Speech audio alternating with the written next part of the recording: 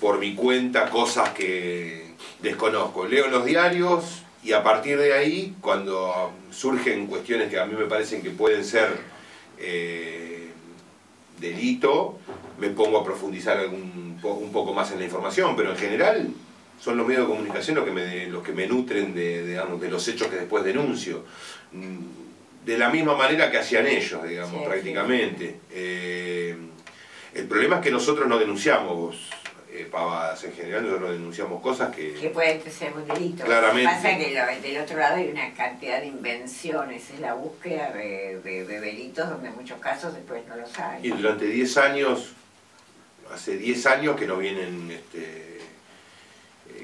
corriendo con estas cosas y que tanto la justicia como la prensa o medios de comunicación son, digamos, funcionales a esta estrategia de ellos. Y ahora que la bocha cambió, que son ellos los que están en el poder y que nosotros tenemos la obligación de controlar sus actos y eventualmente presentarnos en la justicia si consideramos que hay irregularidades graves, ahora somos descalificados por eso, digamos. Lo que antes festejaban los medios hoy descalifican. Porque a nosotros nos descalifican por cualquier cosa. Exacto. Por cualquier cosa. Contame, ¿qué es lo último que presentaste?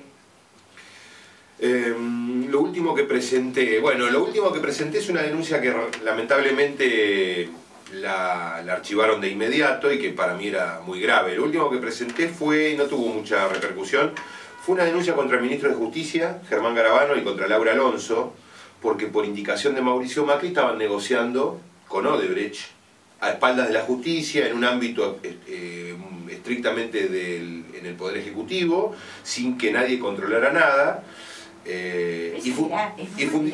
Fundamentalmente porque es grave, porque el ministro de Justicia y la titular de la Oficina Anticorrupción negocian con una empresa corrupta que fue socia, o que mejor dicho, yo diría que es socia histórica de Macri. Si el presidente no estuviera involucrado de manera directa con Odebrecht, como lo está, por lo menos desde el 2006, sería un intento de encontrar por ahí alguna punta para encontrar evidencia sobre alguna de las cuestiones en las que ha participado Odebrecht y algún soborno que ha pagado.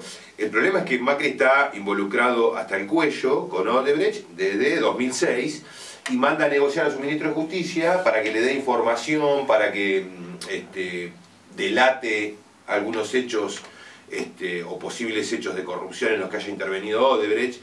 Claramente esa mesa de negociación que mandó a abrir Macri, lo que busca es seleccionar, es decir, todas las evidencias, los testimonios, los elementos que lo involucren a él en cuestiones de sobornos pagados por Odebrecht, van a parar al tacho de basura, los van a separar, para quedarse solamente con los elementos que eventualmente involucren a algún funcionario del gobierno de Cristina. Es terrible, porque con el soterramiento del Sarmiento ahí había una... Bueno, es justa, por ejemplo, esa es la principal causa, es decir, Odebrecht y Macri, a través de IEXA, se asocian en 2006 para competir para la licitación del Sarmiento. En el 2006 IEXA era enterita de Macri. Mauricio Macri no era ni jefe de gobierno ni presidente de la nación y estaba a cargo del negocio, digamos, de la conducción de sus empresas, de las empresas del grupo familiar. Entonces, cuando se asocian Odebrecht y Macri, no había ningún impedimento para entender que eran claramente, se estaban asociando para un negocio. Después empezó a aparecer, ya en el 2007, cuando ganan la licitación, aparece, no, se la vendí a mi primo, Calcaterra, bueno, empezó ese verso, pero desde el 2006, y de hecho hay ya algunos trascendidos de los propios ejecutivos de Odebrecht que se empezaron a pagar sobornos en el 2006, digamos, ¿no? Con lo cual el presidente está involucrado ahí. Y después tenés varias causas en donde de manera directa está involucrado Macri. Esta del soterramiento es una. La segunda, por ejemplo, que está involucrado de manera directa es el decreto de necesidad de urgencia de su gobierno adjudicándole 45.000 millones de pesos a Odebrecht, a la asociación Odebrecht-IEXA, en febrero de 2016, Cuando el soterramiento del Sarmiento había sido una licitación que ganaron ellos, comprometiéndose a conseguir el dinero para hacer la obra, después de entonces le entrega al gobierno, le entrega lo que era la base de exactamente, acuerdo, ¿no? Exactamente. La base de la licitación. Exactamente, el pliego de licitación, el elemento central es, es decir, el que va a hacer la obra tiene que conseguir la plata para financiarla. Después el Estado lo paga. Pero no pudieron, por varias razones, fundamentalmente porque el Banco de Brasil, que era el que financiaba a Odebrecht, en un momento dijo, basta muchachos, porque están en todos lados, tienen despelotes. Cuando Odebrecht, de alguna manera, o el gobierno argentino advierte que no se iba a poder conseguir ese financiamiento, se la da el propio Estado, le da la plata. Ahí hay dos irregularidades. Una es la violación del propio pliego, que decía otra cosa. Y la segunda es que Macri está adjudicando fondos. 3.000 millones de dólares. Esos 45.000 millones de pesos en ese momento representaban 3.000 millones de dólares, cuando ningún cálculo contemplaba que la obra valía más de 2.200 millones de dólares, con lo cual hay 800 millones de dólares de más ahí.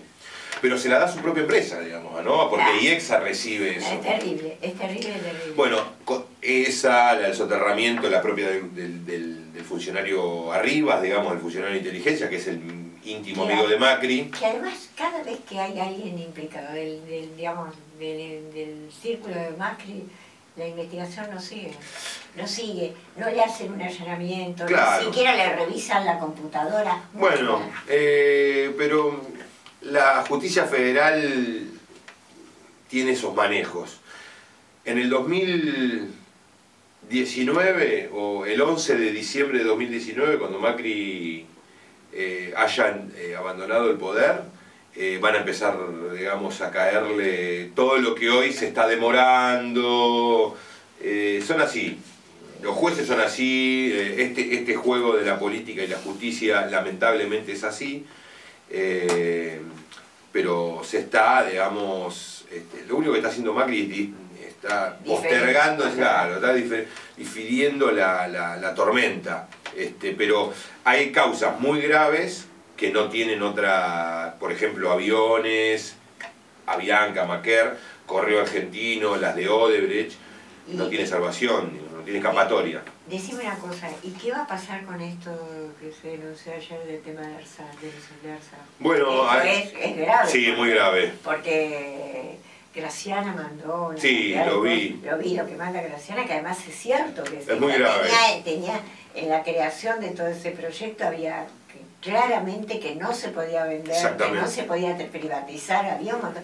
Esto es gravísimo. Es muy grave yo creo que fundamentalmente por dos cosas. Una, porque está violando la ley de manera muy evidente, cuestión que nunca ha sido problema para ellos.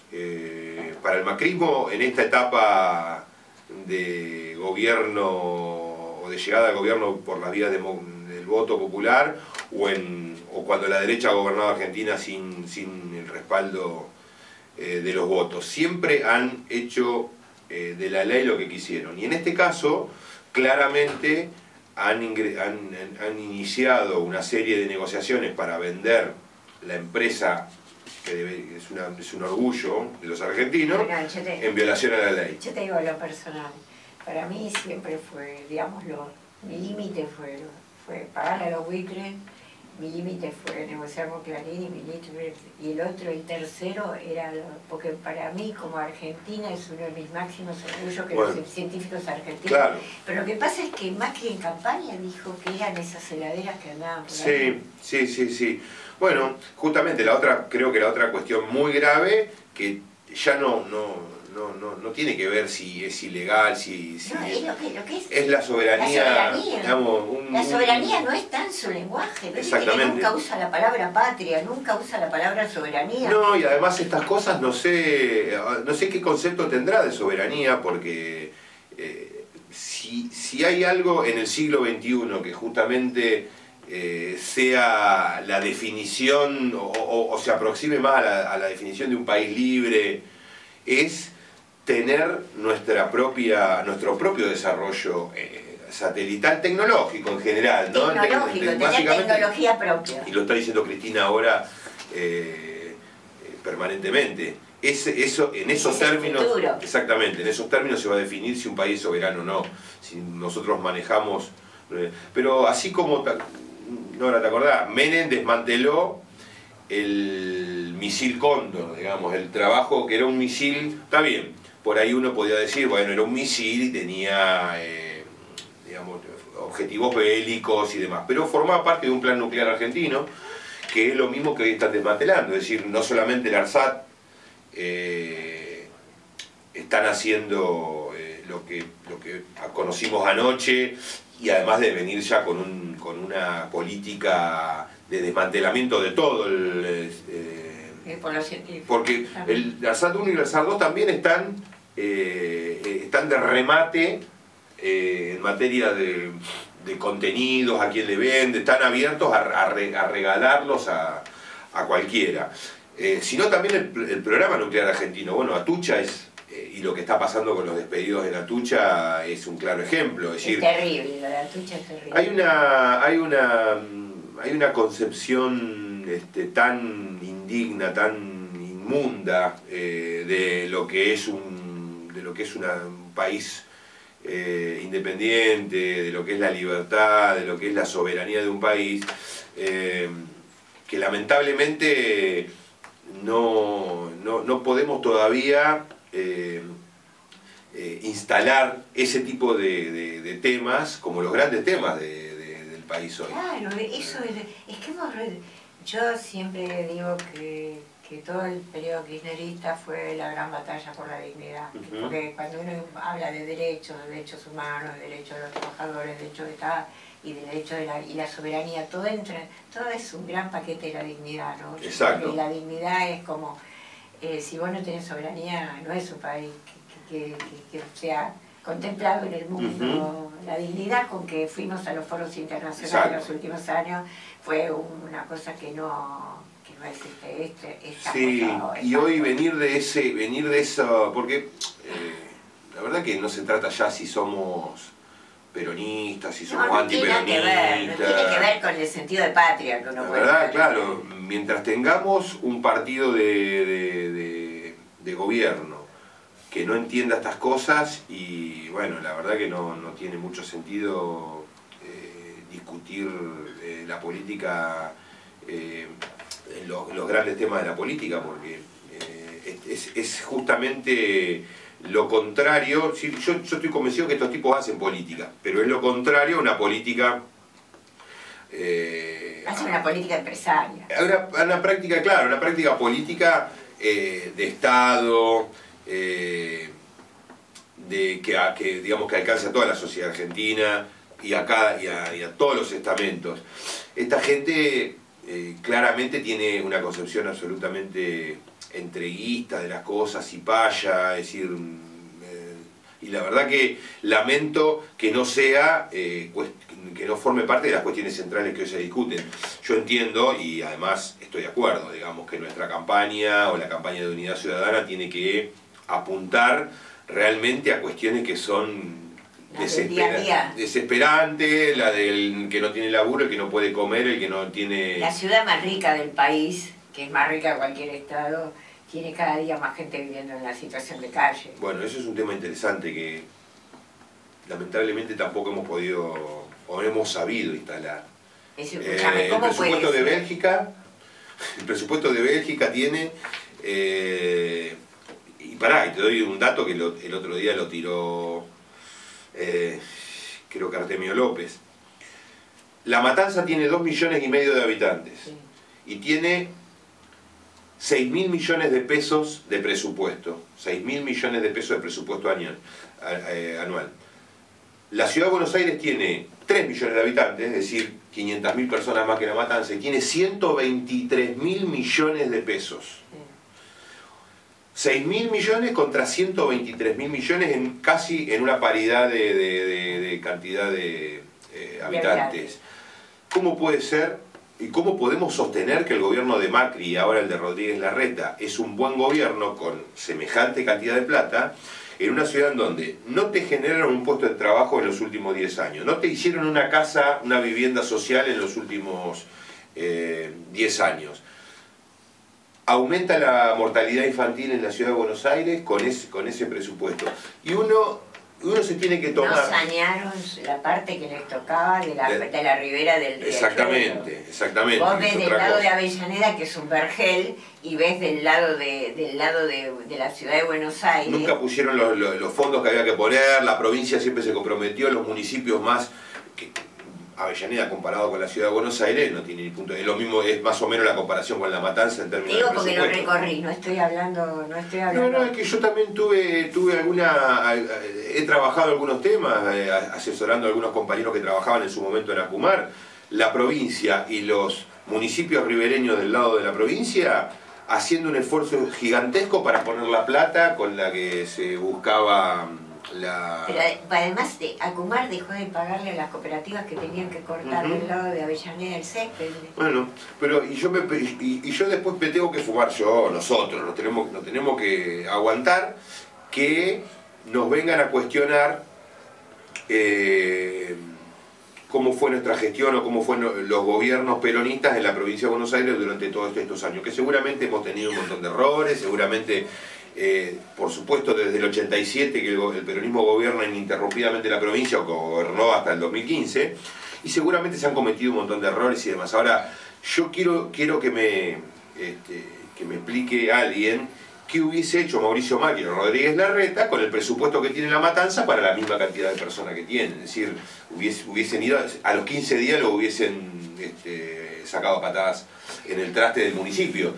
Y sin embargo tenemos que soportar los negros sucios estos del peronismo, encima de La Matanza, que es el distrito paradigmático de este tipo de cosas. Yo comparo 6.000 millones de pesos de presupuesto contra 123.000, la magia que tiene que hacer Magario, Espinosa. ¿Sabés que González Catán les cortan a los habitantes la luz todos los días desde hace más de un mes y medio, desde las 7 de la tarde hasta las 4 de la mañana? En toda la zona de González Catán. En hogares, no. En hogares. Les cortan todos los días.